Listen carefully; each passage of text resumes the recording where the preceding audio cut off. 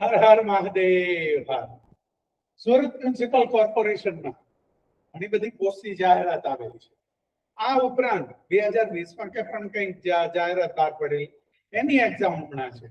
તો એની માટે તમારો જે તે વિષય હોય એ વિષયનો તો તમને એમ માનો કે માસ્ટરી છે, પણ સુરત મ્યુનિસિપલ કોર્પોરેશનનો ઇતિહાસ, સુરત સિટીનો ઇતિહાસ, સુરતની અંદર નવી નવી વસ્તુ જે કઈ બનેલી છે તે બાબતની જીકે કે જીએસ એનું હું લઈને આવ્યો છું તમારા કોમ્પિટિટિવ એક્ઝામ માટે. તો આવો આપણે જોઈએ સુરત શહેરનું જૂનું ઇતિહાસમાં શું નામ હતું. પહેલું પૂછી લીધો, સહેલું સહેલું સવાલ, 10 માર્ક છે મિત્રો. ઈ જે છે ને ઈ બહુ અગત્યના છે, તમારું સ્કોરિંગ થશે. આ સુરત શહેરનું જૂનું ઇતિહાસમાં શું નામ હતું? સૂર્યપુર. હવે ફરી પાછું સૂર્યપુર કયા સમયમાં હતું? તો ઈસવીસન 1500 થી 1520માં. આમાંથી એકેય વસ્તુ મારી રીતની કહેતો નથી. બધી જ ઓથેન્ટિક વેબસાઇટ કે જેને આપણે ચેલેન્જ કરી શકીએ તમે આમ આપ્યું છે અને ખોટું ના પાડી શકે એ રીતે હું કહું છું. સૂર્યપુર કયા સમયમાં હતું? 1520. Suryapur later colonized by which king? Suryapur colonized કોના કયા રાજા દ્વારા થયું? The Brigus of the king from Stovira. કયા વર્ષમાં? 1759. તો એ યાદ રાખવાનું છે. Who took its control from the Mughals till the beginning of the 20th century? 20મી સદીની શરૂઆતમાં મુગલો પાસેથી સુરતનો કંટ્રોલ કોણે લીધો હતો? તો તમારો જવાબ છે the British. અને river Tapi is how many kilometer long, coastal and connect Arabian Sea? પહેલું તો એ તાપી છે અરેબિયન સી આરે કનેક્ટ થાય છે, પહેલી વસ્તુ એ. અને તાપીનો કોસ્ટલ એરિયા લંબાઈમાં કેટલો છે? તો 6 કિલોમીટર. 6 કિલોમીટર, બરાબર. હવે which area of the coast of Tapi was famous in past for shipbuilders? પહેલા સુરત છે ને એ શિપ બિલ્ડિંગ માટે બહુ જ જાણીતું હતું. ત્યારબાદ બોમ્બે પોર્ટ ડેવલપ થયું, મુંબઈનું બંદર વિકસિત થયું, પછી સુરતનું જે કઈ પોર્ટ હતું એ એનું મહત્વ ઘટતું ગયું. પરંતુ સૌથી પહેલા સુરત બંદર સૌથી મહત્વનું હતું. તો એ હવે એને ને સુરત આરે શું લાગે વળગે? તો કે એમાં લખેલું છે અઠવા લાઇન થી ડુમસ સુધીનો જે કોસ્ટલ એરિયા છે ને, સમુદ્ર એરિયા, એ શિપ બિલ્ડિંગ માટે પ્રખ્યાત હતો. અઠવા લાઇન થી ડુમસ સુધી. જો અઠવા લાઇન થી ડુમસ સુધી કીધું તરત તમને ખ્યાલ આવી ગયો, પણ એ શાના માટે જવાબદાર હતો? સારો હતો, પ્રખ્યાત હતો, ship builders. In which year of the British established the Kochi, a center for trade and commerce? કયા વર્ષમાં બ્રિટિશરોએ ત્યાં કોઠી બનાવી સુરતમાં? 1612માં. 1612માં. Surat municipal corporation establish under કયા એક્ટની અંદર એસ્ટાબ્લિશ થઈ છે સુરત મ્યુનિસિપલ કોર્પોરેશન? સૌથી પહેલા તો કે Bombay provisional municipal act 1949. 1949. Bombay Provisional Municipal Act 1969. Who visited Surat in 1664 to obtain the right for trade for East India Company? હવે એમાં તમને બ્રિટિશરો જ હતો આ, પણ કોણે સુરતમાં 1664માં વિઝિટ લીધી અને ત્યાં આગળ ઈસ્ટ ઇન્ડિયા કંપનીનું ટ્રેડ કરવાનો હક હિસ્સો મેળવ્યો? તો એનું નામ છે sir Thomas Roe. Sir Thomas Roe. Chhatrapati Shivaji Maharaj invaded first time on Surat. Chhatrapati Shivaji મહારાજે ઘણીવાર હુમલો કર્યો છે સુરત ઉપર, પણ મહારાજા છત્રપતિ શિવાજી મહારાજે પહેલી વખત ક્યારે કર્યો હતો? 1664. આ બધા જ એવા ક્વેશ્ચન છે તમને જીકે કે જીએસ તરીકે પૂછાઈ શકે. તો આ તો એસએમસી ની છે એટલે ગમે ત્યાં આ બધી જ વસ્તુ કામ લાગે એની છે. અને સફળતા કોઈ રહેવાથી ન મળે. સફળતા મેળવવા માટે ઊંઘ ના આવી અને મહેનત કરવી સૌથી પહેલી વસ્તુ છે. મેરિટ ની અંદર મરી જાવ તો આવવું, when Britishers subjected the entire Surat during rule of Nasiruddin. When Britishers subjugated the entire Surat during rule of Nasiruddin. ત્યારે 1800 માં. હવે who came in Surat in 1852? 1852 માં કોણ આવ્યું હતું અથવા તો ડચ પીપલ સુરતમાં ક્યારે આવ્યા? ડચ પીપલ સુરતમાં ક્યારે આવ્યા? તો તમારો જવાબ થશે 1852. પણ જો એમ પૂછ્યું કે સુરતમાં 1852 માં કોણ આવ્યું હતું તો તમારો જવાબ આવશે ડચ પીપલ. જો આવી રીતે ફેરવી નાખે જવાબીનો એ જ હોય એટલે આ બધી જ વસ્તુ તમારે મેમરાઇઝ કરતા જવાની છે તમારી યાદશક્તિમાં. તમારી અહીંયા જે હાર્ડ ડિસ્ક છે ને એમાં બધી જ વસ્તુ સેવ થતી જવી જોઈએ. When government started Gujarati school in Surat? સુરતમાં સૌથી પહેલી ગુજરાતી સ્કૂલ ક્યારે શરૂ થયેલી? 1826.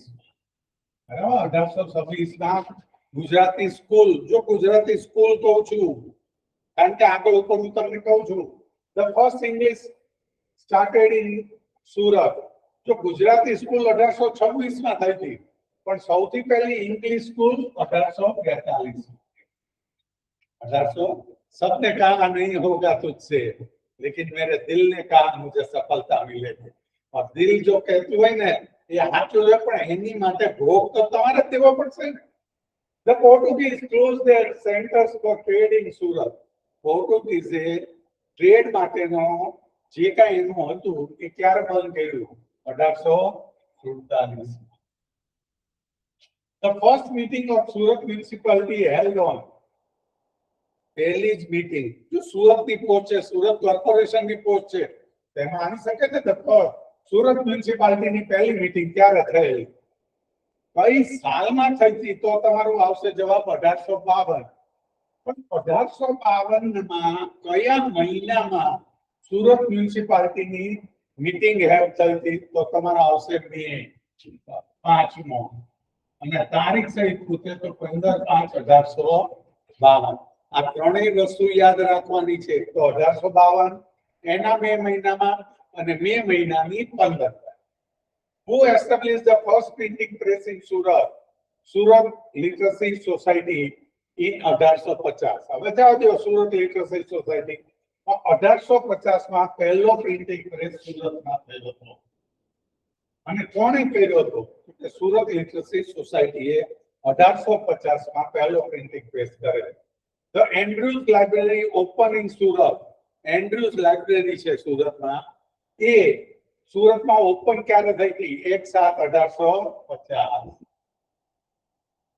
1/7/1850. 1850 માં 7મા મહિનાની પહેલી તારીખે એન્ડ્રુઝ લાઇબ્રેરી ઓપન થયેલી. મેં તમને એટલે આ બધી ડિટેલ આપી છે ગમે તે ક્વેશ્ચન પૂછી શકે. નંબર ઓફ કેન્ડિડેટ કેટલા છે, પોસ્ટ કેટલી છે, એમાંથી મારે કેટલાને લેવાના છે એની ઉપરથી એના ક્વેશ્ચનની ટાઈપ હોય. The first school for girls established in the city. જો પહેલી ગુજરાતી સ્કૂલ, હવે ગર્લ સ્કૂલ. ગુજરાતી સ્કૂલ આવી ગઈ, ઇંગ્લિશ સ્કૂલ આવી ગઈ, હવે ફક્ત મહિલાઓ માટેની, દીકરીઓ માટેની, ફિમેલ માટેની ક્યારે થયેલી? 1852 માં. The name of the first girls school established in Gopipura, Surat. હવે તમને એમ પૂછે કે પહેલી સ્કૂલ જે ગર્લ્સ સ્કૂલ શરૂ થયેલી એ સુરતના કયા એરિયામાં થઈ છે? તો તમારું આવશે જવાબ ગોપીપુરા. બરાબર છે. અને કઈ સાલમાં થઈ હતી? તો આવશે 1852. પણ પહેલી ગર્લ્સ સ્કૂલ જે શરૂ થઈ એનું નામ શું હતું? તો Raichand Deepchand primary school four girls in Gopipura. Raichand Deepchand primary girls school. તો ત્રણેય વસ્તુ મેં કહી દીધી. ગર્લ્સ સ્કૂલ પહેલી ક્યારે સ્ટાર્ટ થઈ હતી? તો કે 1852 માં. 1852 માં સુરતના કયા એરિયામાં? તો કે ગોપીપુરામાં. અને એનું નામ શું હતું? તો કે Raichand Deepchand primary school four girls. તો ત્રણેય વસ્તુ થઈ. આપણે તો શું છે જે હોય એ વાંચી જાય નહીં. ક્રિટિકલ થિંકિંગ, ચિંતનાત્મક રીતે બધું સમજીને તમારી હાર્ડ ડિસ્કમાં સાચવશો તો મેરિટમાં તમને આવતા કોઈ નહીં હોતું છે. The primary school administration assigned to the municipality. મ્યુનિસિપાલિટીના હાથમાં પ્રાઇમરી સ્કૂલનો વહીવટ ક્યારે આવેલો? 1855. Beginning of telegraph communication. ટેલિગ્રાફનું કોમ્યુનિકેશન સુરત શહેરમાં ક્યારે થયેલું? 1857. 1857 નો વિપ્લવની વાત છે ને, તે વિપ્લવ દરમિયાન આ ટેલિગ્રાફ કોમ્યુનિકેશન શરૂ થયેલું. Erection of Surat railway station in Surat 1860 Surat railway station. પછી હવે યાદ રાખજો, આ શું કામ લાંબુ લીધું છે ને?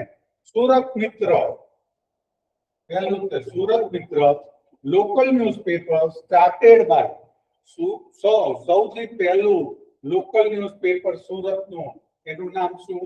ઓકે, સુરત મિત્ર. સુરત મિત્ર કોણે સ્ટાર્ટ કર્યું હતું? તો કે દિનશા અરદેસર તાલિયાર ખાન. નામ આવી ગયું. સુરત મિત્ર સ્ટાર્ટ કરવાનું Dinsha અરદેસર તાલિયાર Khan, which was renamed. હવે ત્રીજો વસ્તુ, સુરત મિત્રનું અત્યારનું નામ શું છે? તો કે ગુજરાત મિત્ર. હવે ગુજરાત મિત્ર છે એ ક્યારે થયેલું? 11/9/1864. બરાબર છે, 11/9/1864. પહેલા સુરત મિત્ર ક્યારે? 1863 અને 11/9/1864 એનું નામ ગુજરાત મિત્ર રાખવામાં આવ્યું. હવે survey of the city was conducted. The road connecting Chowk Bazaar to station was constructed. Chowk Bazaar થી સ્ટેશન નો જે કઈ રોડ છે એ કન્ડક્ટ ક્યારે થયેલો? 1860. રાણીબાગ, જો પહેલા જૂનું નામ રાણીબાગ હતું, અત્યારનું એનું નામ છે ગાંધીબાગ. ગાંધીબાગનું પહેલું નામ શું હતું? તો કે રાણીબાગ.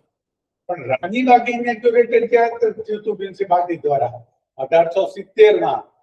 ગાંધીબાગ, જેનું જૂનું નામ રાણીબાગ હતું, અને રાણીબાગ નું ક્યારે શરૂઆત થઈ હતી? 1870. Registration of death and birth was introduced by municipality. બહુ અગત્યનું છે. મ્યુનિસિપાલિટી દ્વારા જન્મ મૃત્યુ નોંધ ની શરૂઆત ક્યારે કરવામાં આવી? તો જવાબ તમારો આવશે 1871.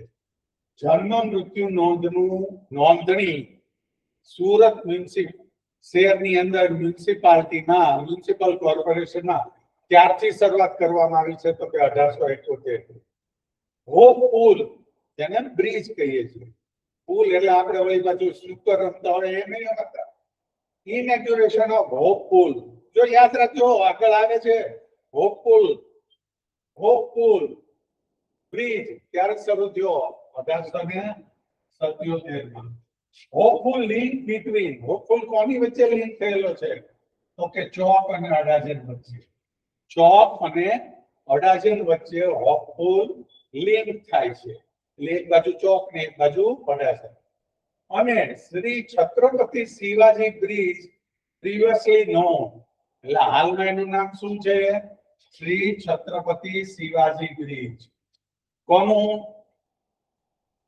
હોપફુલ નું હાલનું નામ તો કે Shri Chhatrapati Shivaji bridge, previously non hope bridge. Chhatrapati Shivaji હાલનું નામ છે, તો પહેલા કયા નામે ઓળખાતું? તો કે હોપ બ્રિજ દ્વારા. કયા એરિયાને લિંક કરે છે? તો કે ચોક અને અડાજણ. અને એનું સૌથી પહેલું ઇનિગ્યુરેશન ક્યારે થયું? 1877. આ રીતે પ્રશ્નને સાંકળો અને ચિંતનાત્મક વાંચો તો આ જીકે માં પૂછાય એટલે તમારે માર્ક. જો આમાં એક માર્કની કિંમત છે, એક માર્કની. આ કોઈ લોંગ ક્વેશ્ચન નથી 10 માંથી 6 મળે. Election procedure was introduced for the first time in the municipality. મ્યુનિસિપાલિટીમાં ઇલેક્શન પ્રોસિજર, ઇલેક્શન ક્યારે શરૂ થઈ હતી? 1883-84. How many members corporator in first election? મ્યુનિસિપાલિટીના પહેલા જ ઇલેક્શનમાં કેટલા કોર્પોરેટર હતા? તો કે 12. બીજું, how many ward in first election of Surat municipality? તો કે 12 વોર્ડ અને 12 મેમ્બર. પહેલું ઇલેક્શન 12 વોર્ડ અને 12 member. Winchester Museum was kept open for general public. Winchester Museum, બરાબર છે?